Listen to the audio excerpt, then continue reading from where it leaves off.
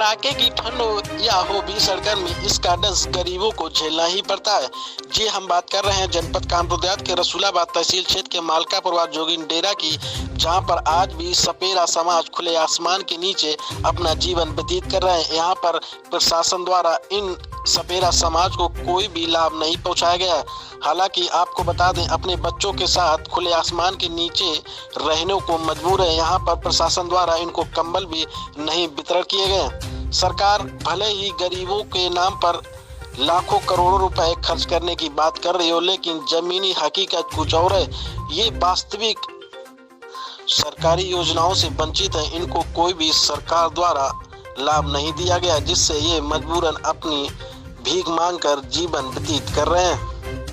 अब देखने वाली बात ये होगी, क्या प्रशासन इस ओर ध्यान देगा या ऐसे ही चलता रहेगा। क्या नाम है, आप कहाँ रहती हो? हम लोग मालपुरवा मौजा में रहते हैं, लेकिन हमारा नाम है बेला देवी। क्या समस्या आ रही है? समस्या ये है कि ठंड शीत में देखो कैसे बाल बच्चे गुजर कर रहे हैं। एक तो घूमने घामने से भी कोरोना के डर के मारे कहीं नहीं जाते, और ऐसी मजूरी धतूरी करके अपना पेट भरते हैं जैसे तैसे। और देख लो, कोई योजना हम लोगों को न प्रधानी की, न कोई मान लो बीडीसी, न कोई प्रधानी के तो कोई मतलब ही नहीं है। मान लो पड़े हैं, बस आ जाओ वोट डाल दो, डाल दिए, लौट के कोई भी नहीं देखता है कि झोपड़ी मर रही है कि जी रहे हैं। जे जलकार में पड़े हम लोग, झाबर में। एक बात, कोई हमको आवास भी नहीं है कि हम पानी पी सके, कोई रह सके। कोई आवास भी तो नहीं मिलती जो उसमें लुक के पड़े रहे बूढ़ी हड्डियों को लेकर के। हम लोग बाहर एक स्कूल भी नहीं है, हमारे बच्चे कहाँ जाए पढ़ने लिखने। हम लोग तो ऐसे ही पढ़े जंगली की जंगली। सर्दी में कैसे सर्दी में ऐसा है न कोई अम्मल न कम्मल, ऐसी अतरी कतरी फटी पुरानी ओढ़ के पड़े रहते हैं। क्या करे प्यार में, कहाँ जाए। कोई योजना मिले तो उसको देखे हम लोग भी कि चलो भाई सरकार हमको भी गरीबों को कोई सहायता कर रही है। वो भी कोई सहायता नहीं है। हम लोग तो जैसे पड़े वैसे ही पड़े। वोट की टाइम आ जाएगी, हमको देना, हमको देना, भाई जिता दिए, लौट के कोई देखता भी नहीं है। ऐसे ही। क्या नाम है भैया, कहाँ रहते हैं? हमारा सर नायक नामनाथ है।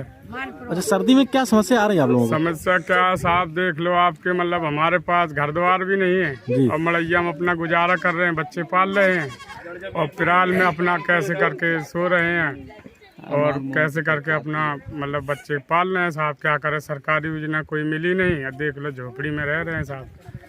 जिला प्रशासन द्वारा क्या क्या लाभ मिलेगा? कुछ भी नहीं मिला। अगर साहब मिलता तो हमारा हमको भी आपको भी नजर आता वो चीज़। वो तो आपके मतलब सामने है कि जो हम झोपड़ी में जैसे गुजारा कर रहे हैं, बच्चे पाल रहे हैं, वो हम ही जान रहे हैं साहब। क्या उम्मीद करते हैं सरकार से? संस्कार का ऐसा यही उम्मीद करते हैं सब कि हमको भी घर मड़ैया कुछ मिले तो हमारे भी बच्चे मतलब रहे अपना आराम से। आप लोग भी आए तो आप लोगों को भी मतलब इज्जत करे साहब। आप लोग इस तरीके से कब से रह रहे हैं? अब हो गई साहब ऐसे 15-16 साल मतलब हो गई है ऐसे झोपड़ी में साहब रह रहे। जब से माँ बाप ने शादी करा दी तो अपने बच्चे लेके झोपड़ी में साहब रह रहे हैं। क्या नाम है आपका, कहाँ रहते हैं? हम मालपुरवा जोगिन डेरा में रहते हैं साहब। हमारा सुरेंद्र नाथ नाम है हमारा। क्या करते हो आप लोग? हम कुछ नहीं साहब, पहले जात के मतलब जोगी हैं और यहाँ काफी दिनों से रहते हैं, 20-25 वर्ष हो गए। मगर सांप बीछी यही पकड़ते हैं, अपना बीनीन बजाते थे, खिलाते थे साहब। अब तो वो भी बंद हो गया।